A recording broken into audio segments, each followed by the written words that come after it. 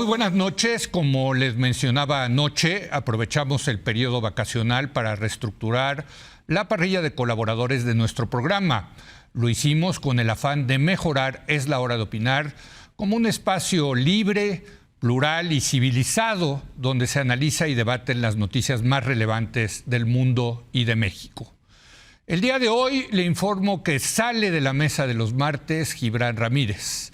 A él le agradecemos que nos haya acompañado durante más de 7 años, siempre con opiniones tan valiosas como polémicas. A nombre de todo el equipo le deseamos a Gibran todo lo mejor en su futuro profesional, que estamos seguros será muy exitoso. En su lugar entra Violeta Vázquez. Ella ya ha estado con nosotros en múltiples ocasiones. Es profesora investigadora del Colegio de México y una mujer muy comprometida con la justicia social. Sus opiniones enriquecerán el debate de la mesa de los martes. Violeta, bienvenida. ¿Cómo estás? Gracias por estar, bienvenida. Y bueno, entremos en materia. Esta semana estamos hablando sobre los nuevos libros de texto gratuito que han causado muchísima polémica.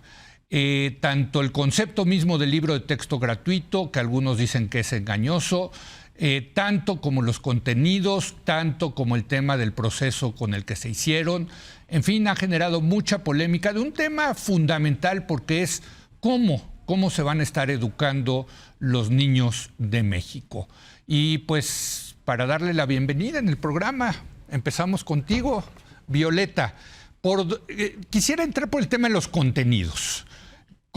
Tú que eres lingüista, además, ¿cómo ves los contenidos de los libros de texto? Bueno, como bien dices, soy lingüista, no soy pedagoga y tampoco soy maestra de aula, digamos, de primaria y secundaria, pero lo que puedo opinar desde la materia que conozco, que es la materia del lenguaje, el estudio del lenguaje, a mí me parece que los contenidos actuales son bastante novedosos. Y los nuevos. Los nuevos. Okay. Y muy acordes con lo que, por lo menos desde mi disciplina, ¿no?, que es la ciencia lingüística, siempre se ha enfatizado, que es el lenguaje es algo que los hablantes saben, que tiene múltiples formas de acuerdo con las situaciones de habla. No hay en la lengua no hay algo que sea correcto e incorrecto. Y no hay eso, de verdad. No hay eso. Yo sé que es difícil desaprenderlo, pero eso en sí mismo podría ser un debate, porque yo cuando escribo mi artículo, pues recurro al diccionario de la Real Academia de la Lengua. Y, hay estilos, ¿verdad? Y a las reglas de sintaxis y de gramática, ¿no? O sea, el lenguaje es reglas, ¿no? La lengua son reglas, pero no hay que confundir la lengua con la norma. La norma es una variedad de todas las posibles variedades de la lengua, es una variedad que se usa para situaciones muy específicas, por ejemplo, para la comunicación académica, para la comunicación periodística, pero es solamente un estilo. Y realmente la lengua tiene tantísimos estilos como situaciones de habla hay. Y entonces lo que los libros enfatizan, especialmente estoy pensando en este libro que se llama Múltiples lenguajes, es pues eso, que no se enseña que los niños hablan mal y se les va a decir cómo es hablar bien. Eso era la perspectiva anterior. Que me pone nervioso eso, Violeta, tengo que decirlo. Porque yo, a ver, o sea, ¿ya puedo decir aiga? Bueno, es que muchísima gente dice aiga. Tú a lo mejor no vas a decir aiga porque no es parte de tu dialecto. Pero la gente que dice aiga no lo está diciendo mal, simplemente lo está diciendo de otra manera. Ahora, eso no quiere decir que en tu comunicación académica o en tu comunicación periodística vas a poner aiga. No, porque no es parte de ese estilo. Me rostizan, imagínate. Pero justamente eso es lo que enseñan los libros, ¿sí? Que hay diferentes comunicaciones, diferentes situaciones de comunicación y que la gente sabe adaptar la manera como habla o la manera como se comunica en general, porque no es nada más la expresión oral, también la escrita y también la visual y la gestual. Y esa se va adaptando a múltiples situaciones. Por eso el libro se llama Múltiples lenguajes, porque no nada más se encarga de gramática y reglas de sintaxis, sino que se encarga de situaciones de comunicación. ¿Cómo ves, Paula? Digo, es una revolución esto, o sea, porque digo, a mí lo que me enseñaron al revés es las reglas, ¿no? O sea, es el sujeto, verbo, predicado, en fin. Yo tampoco soy pedagoga, me parece un tema súper complicado, me parece un tema de muchísima especialización, saber muy bien cómo como para hacer categóricamente decir son una porquería los libros. Lo que sí hice yo es hacer un análisis comparado. Entonces me puse a ver, pues, en qué otros lugares se han adoptado modelos más o menos parecidos. Sí. Japón es uno de los casos. La Bendy va en un colegio japonés. Sí. Y Japón tuvo hace poquito una reforma también educativa fuerte. Sí. Y también cambió un poco el modelo justo a perderse en el tema de decir vamos a hacerlo como muy estricto, tienes que aprender, tienes que memorizar, etcétera, y vamos a tratar de hacer estas nuevas como categorías y proyectos y etcétera. El otro caso es Finlandia, el otro caso es Chile. Los estuve viendo todos. Sí. En realidad no es una mala idea el tema de vamos a cambiar el tema de las disciplinas por hacer estos nuevos como proyectos integrales. O sea, que no haya matemáticas, el tema es un poco la implementación. Sí. Ya cuando te pones a leer cómo implementaron esta nueva idea que aparentemente pues, es una tendencia en educación, que es ya no vamos a enseñar de esta manera como tan rígida de memorizar y te vas a aprender las tablas de multiplicar y te vas a aprender español y te vas a aprender las reglas de redacción. Y Bárbara Celara en Darífer es de la lógica que hasta la fecha me acuerdo. Sino vamos a tratar de hacer como estos proyectos en los que la gente vaya repasando todo eso. Entonces, esa intuición es una intuición compartida en muchos lugares. Lo que es muy problemático en este caso. Lo que está mal es cómo lo implementaron. Cuando te pones a ver, dices, ¿qué es lo que pasa en todos los demás lugares? Sí, en todos los demás lugares siguen enseñando las disciplinas, siguen enseñando español, siguen enseñando matemáticas, siguen enseñando geografía, etcétera, y nada más como que rodearon toda esa información, ese conocimiento sí sustantivo, sí en el que tienes que verificar que el alumno está aprendiendo de esos temas en específico, de estos proyectos especiales en los que aprendes a integrar todo lo demás que has aprendido.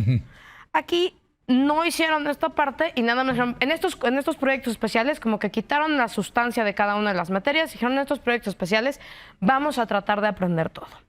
Entonces, ese es el primer tema en el que es muy complejo. A ver, entonces ya tenemos un tema de lenguaje, digamos, y de implementación, ¿no? Y el otro problema de implementación, que es evidentemente mi vicio profesional, es ya la implementación como una política pública de cómo implementaron este proceso, que tiene vicios de legalidad, vicios de procedimiento, vicios de materialización y finalmente pues un tema de decir, ok, qué padre, ¿cómo van a implementar esto cuando uno lo contrasta, por ejemplo, con el presupuesto en educación? No, totalmente. Y está el tema de la capacitación como parte de la implementación, ¿no? Que al parecer no se capacitaron a los maestros. ¿Tú cómo ves, Carlos? Yo escuchaba aquí a Violeta y pensaba en la queridísima profesora Martelena Benier, que en paz descanse, y decía, se le van a caer las medias si ve algo así. Ella que no sé si te dio clase a ti, a mí sí, pero bueno, pues ahí está sobre la mesa, ¿no? Este tema de que no hay lenguas, ¿cómo es? No hay lenguas. No hay formas correctas. No hay formas correctas de lenguaje. ¿Cómo ves? Pues mira, Leo, yo quisiera, antes de entrar al contenido, dar un paso para atrás. Porque, en mi opinión, incluso si yo personalmente estuviera de acuerdo con absolutamente todas las innovaciones, los cambios que introducen estos nuevos libros de texto, me parece que aún así sería muy renuente de aceptarlos o de promoverlos o de defenderlos, por la sencilla razón de que en la manera en que se terminaron produciendo estos libros, como ya lo anticipaba Paula, pues son de alguna manera frutos de un árbol envenenado. Aunque el fruto parezca muy bueno o no, podemos discutir el fruto, pero me parece que antes de eso tenemos que hablar del contenido, del procedimiento. Y la verdad es que el procedimiento está lleno de vicios. Hay una ley federal de educación que regula, que norma, que establece, digamos, todos los requisitos y procesos que hay que seguir para hacer una reforma como esta. Todos los gobiernos le han hecho cambios a los libros de texto. Es normal, eso no debería llamarnos a la sorpresa.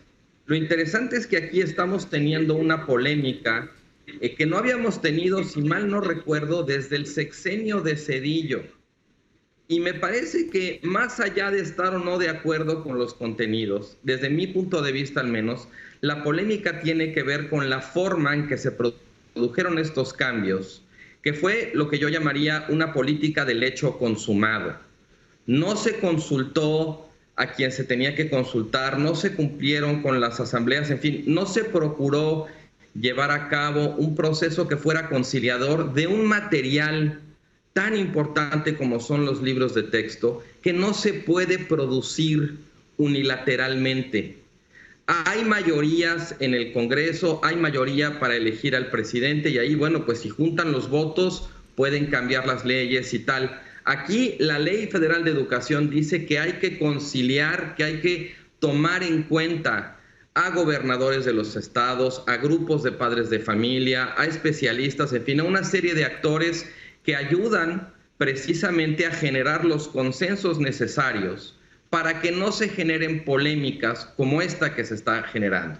Pues para mí, de entrada, ahí hay un problema muy grande y no me sorprende para nada que ahora haya amparos, que haya habido una serie de solicitudes de información, que haya gobiernos de los estados echándose para atrás, porque, insisto, más allá de los contenidos está el procedimiento a partir del cual surgen estos contenidos y que en cierto sentido los vicia.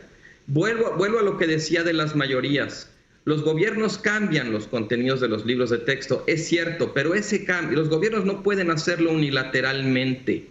La ley establece la manera de hacerlo y este gobierno no cumplió con esa ley. Y el problema es que los mandó a imprimir y ya básicamente nos avisaron pues que van estos y que pues lo sienten mucho, va a haber mucho jaloneo, a ver qué pasa en la esfera del Poder Judicial.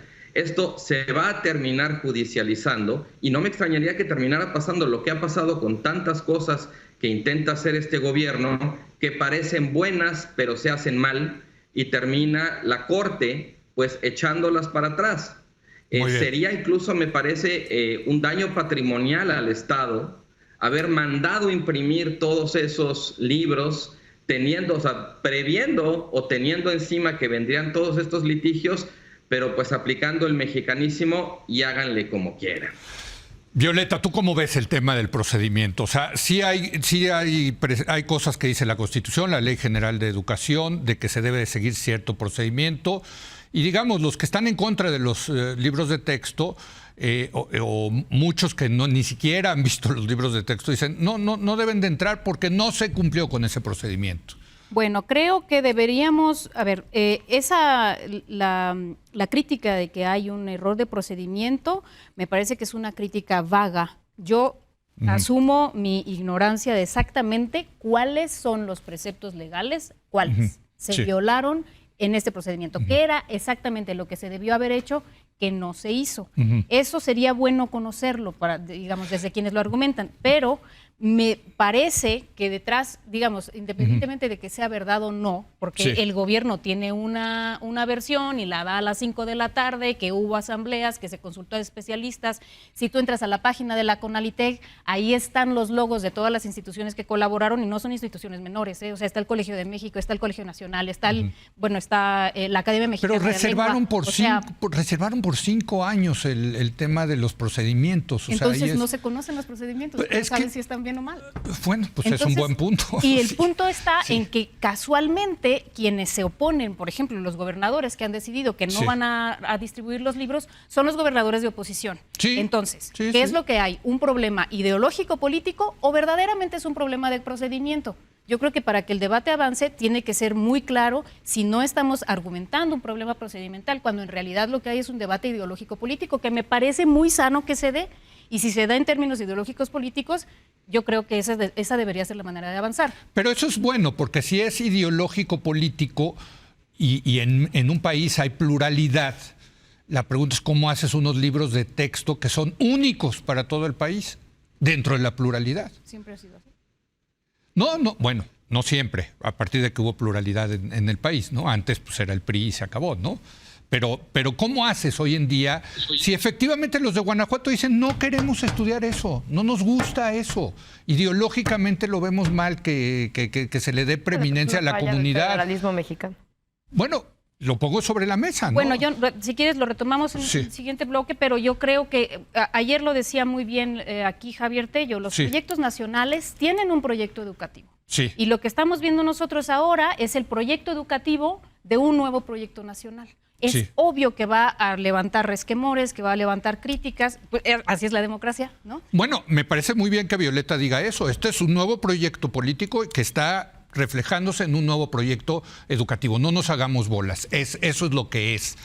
Paula. Yo coincido con Carlos en que este es el tema procedimental, que son particularmente los artículos 23, 28 de la Ley General de Educación, donde vienen los procedimientos, incluso en términos temporales, de en cuánto tiempo se tiene que publicar antes el programa educativo, que el programa educativo ni siquiera está publicado. Están sacados los libros de texto, pero el programa educativo todavía no lo conocen. ¿Cuánto tiempo antes se tiene que publicar en el Diario Oficial de la Federación el programa educativo con las currículas, con no sé qué, con todo aprobado? Pero a ver, Paula, lo que dice Violeta me parece muy interesante, que detrás de este tema jurídico que tú lo estás apuntando muy bien, en realidad hay un tema político ideológico. Cualquier tema en el que tú te puedas agarrar. Ahora, me parece una herida autoinfligida.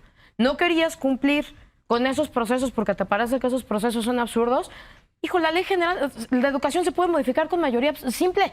O sea, tienes una mayoría en el Congreso la que le podrías haber presentado, aparte para como operó este Congreso todo este periodo, puedes presentarle, podrías haber Aunque Violeta está diciendo que sí se cumplieron los procesos, que no sabemos. En febrero, nada más. A ver. El programa educativo está publicado está colgado de CONAMER desde agosto de 2022. No está aprobado todavía, no está aprobado con los procesos con los que tendría que haber estado aprobado. Pero a ver, pregunta, Paula. Lo publicaron sin haber cumplido todos los procesos con los que tendría que haber pasado. Pero por eso estaba en el sitio de mejora regulatoria. Los amparos. Y entonces ahí estamos hablando de que no es un tema político, es un tema en el que un juez decide si se estaba aplicando bien o no la ley. Sí. Y por eso se están admitiendo los amparos. Me parece una herida autoinfligida que está lesionando lo que podría haber sido una cosa muy normal, como es cambiar los libros de texto. Pero a ver, Paula, el gobierno dice sí se cumplió. Otras personas y los jueces dicen, que son la última palabra dicen no lo cumplió. No se cumplió. Entonces es un ¿qué jueces? She says, ¿no? O sea, ella dijo, él dijo. Pero porque así es la democracia constitucional. Pero yo quiero tu opinión en el sentido de que detrás del tema jurídico en realidad hay un debate ideológico, político. Por supuesto, me parece que es un debate ideológico que existe en cualquier programa de estudio en el que quieres cambiar. ¿Qué cosas me parecen lesivas de un proyecto que quiere cambiar un tema ideológico? Por ejemplo, que no se basa en evidencia. Viendo todos estos procesos de cómo cambiaron los modelos educativos en todos los demás lugares. Vimos las evaluaciones de nuestros chavos y nos dimos cuenta que en esto y esto y en esto fallaban. Pues entonces nos decidimos a fortalecer estas competencias.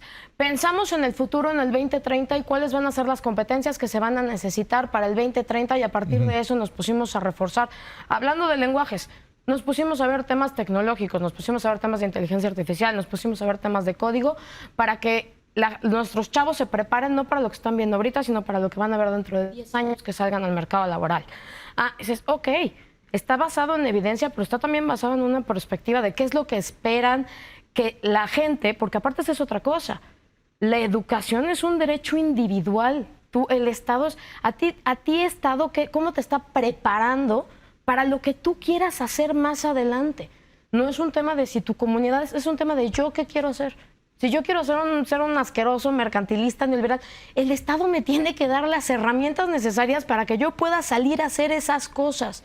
Porque ese es mi derecho.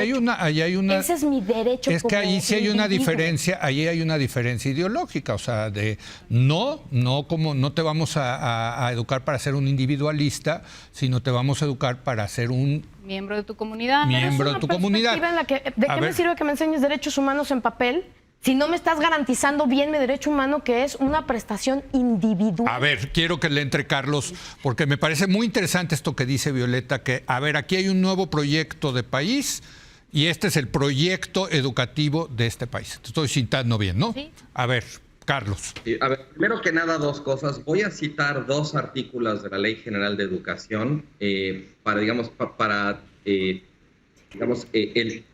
aclarar por qué no es una acusación vaga. El artículo 23 dice que para efectos de determinar los planes y programas de estudios aplicables y obligatorios en toda la República Mexicana, la Secretaría de Educación tiene que considerar la opinión de los gobiernos de los estados. No dice nada más de los estados gobernados por Morena, dice de todos los estados, de la Ciudad de México y de diversos actores involucrados en el sector educativo, así como el contenido de los proyectos y programas educativos que contemplen las realidades y contextos regionales y locales. Eso no se cumplió. Y el artículo 28 dice que para implementar los planes y programas que la Secretaría determine, se deberá capacitar a las maestras y los maestros respecto del contenido y métodos de estos nuevos planes de estudio, estos nuevos libros, así como generar espacios para el análisis y la comprensión de los referidos cambios. Eso tampoco se cumplió. Hace relativamente poco, Animal Político, el portal de noticias, presentó una solicitud de información requiriendo la evidencia precisamente de que se hubieran llevado a cabo todas esas consultas o de que se pudiera probar que se capacitó a los maestros en el contenido de estos nuevos textos o del programa de estudio, que por cierto tampoco existe y al cual también está obligado la autoridad educativa. Entonces, decir que como la información está reservada no se conoce, pues es una interpretación muy generosa. A mí me parece que el hecho de que la autoridad educativa se reserve información que podría zanjar la polémica en torno a si se cumplieron o no los procedimientos, pues es un gesto bastante autoincriminatorio. Si cumpliste los procedimientos, pues enséñanos la evidencia de que los cumpliste y se acaba el problema, se acaba el argumento, ya no hay materia para esa crítica. Pero precisamente en el gesto de reservarse la información, pues la Secretaría de Educación Pública, creo, nos está comunicando que no tiene con qué obsequiar esa solicitud y en esa medida, pues la evidencia no existe. A ver, respecto al rápido, porque se nos acaba el tiempo, Carlos. Venga. No, bueno, nada más, por lo que me preguntabas respecto al contenido ideológico, sí. Yo creo que ese para mí no sería el principal problema. Yo me enfocaría más, como decía Paula, en la parte del desarrollo de competencias, de habilidades, en cuál es la idea de futuro, el futuro para el que estamos preparando a nuestros estudiantes. No deja de ser una señal de cierta devaluación del debate, que estemos discutiendo los libros de texto que dicen en tal página o en tal tomo y no la visión de la política educativa. Incluso a mí me parece que esto también es una señal de que aventaron los libros así como van. Algunos sectores con los que yo no estoy de acuerdo han calificado el contenido de los libros de comunista. Sí, no. A mí eso no me parece correcto. No solamente porque creo que los comunistas le ponían mucho más énfasis y atención a la ciencia, a la técnica, la planificación estatal requería de un chorro de conocimiento técnico que en el caso de estos libros está dejado bastante de lado. O sea, tú dices que ojalá fueran comunistas, sí, los libros de texto. Sí. No, sí, dice que sí, Dios mío. Ojalá tuvieran esas matemáticas. Lo que estoy diciendo es que ojalá le pusieran la atención a las ciencias y a la técnica que le hubieran puesto los viejos comunistas, porque sabíamos que se la ponían.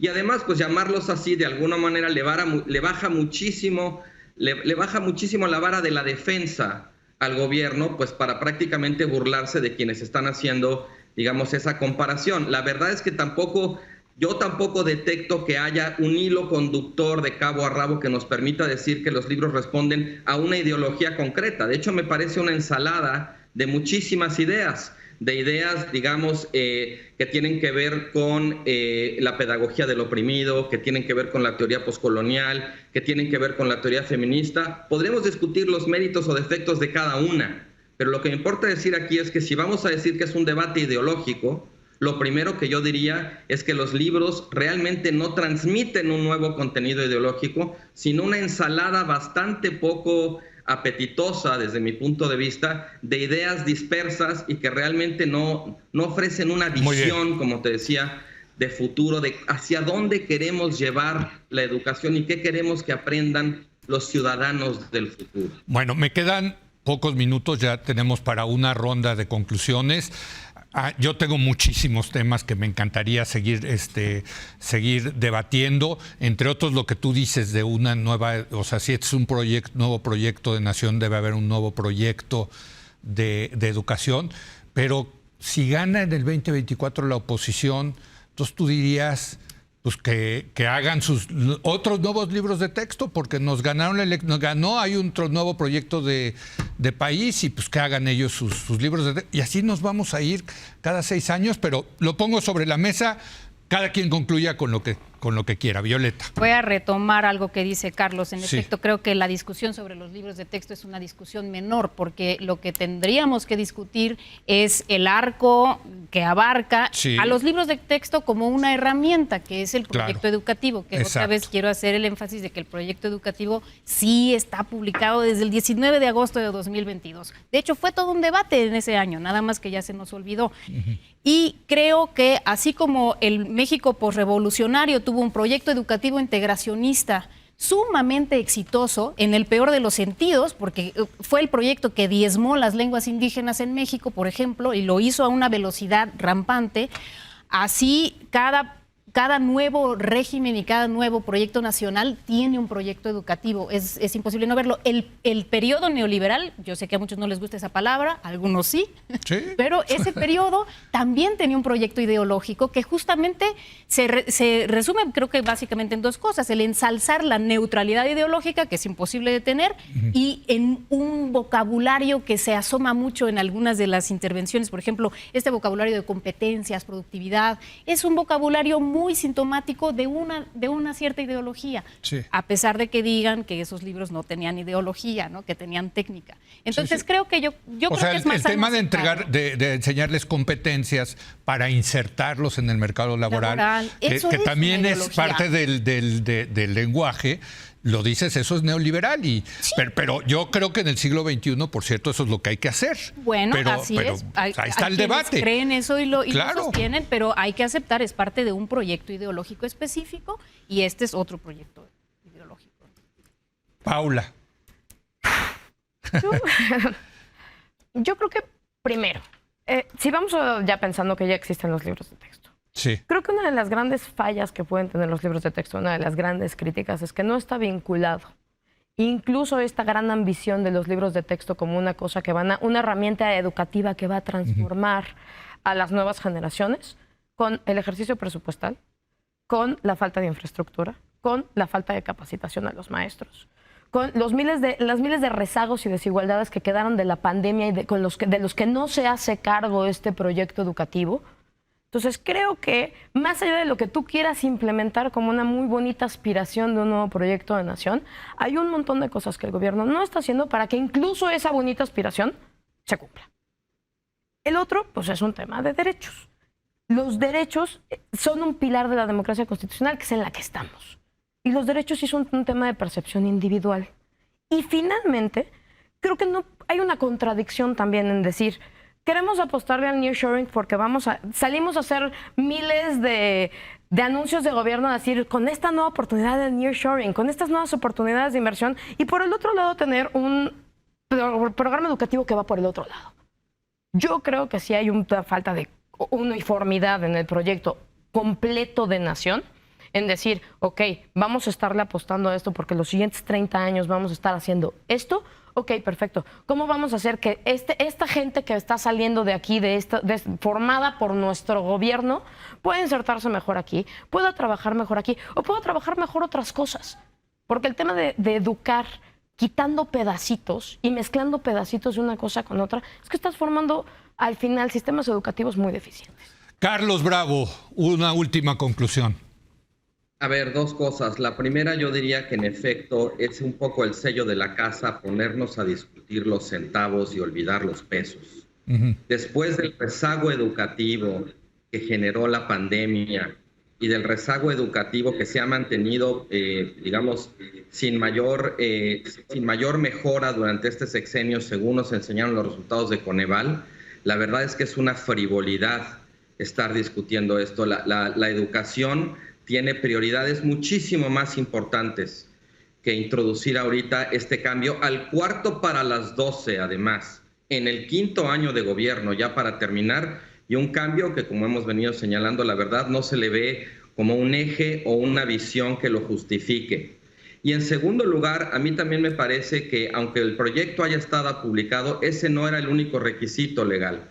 Y yo voy a insistir mucho, sobre todo en la parte de la capacitación para los profesores, porque producir nuevos libros de texto tan incoherentes y que no haya un programa para los profesores y no haya además capacitación, la verdad es que es abandonar al magisterio a su suerte enfrente del aula. Los maestros mexicanos suelen ser gente talentosa, tienen muchos años de experiencia y probablemente puedan capotearlo de un modo u otro, pero este es otra vez un intento de hacer cosas que parecen buenas, que por hacerlas mal terminan peor, porque incluso asumiendo que aquí hubiera un nuevo proyecto ideológico que reflejara la transformación, la manera de hacerlo, lo único que va a terminar haciendo es que los maestros pues hagan, como dicen los abogados, a su leal saber y entender, otra señal más de que no está bien hecho.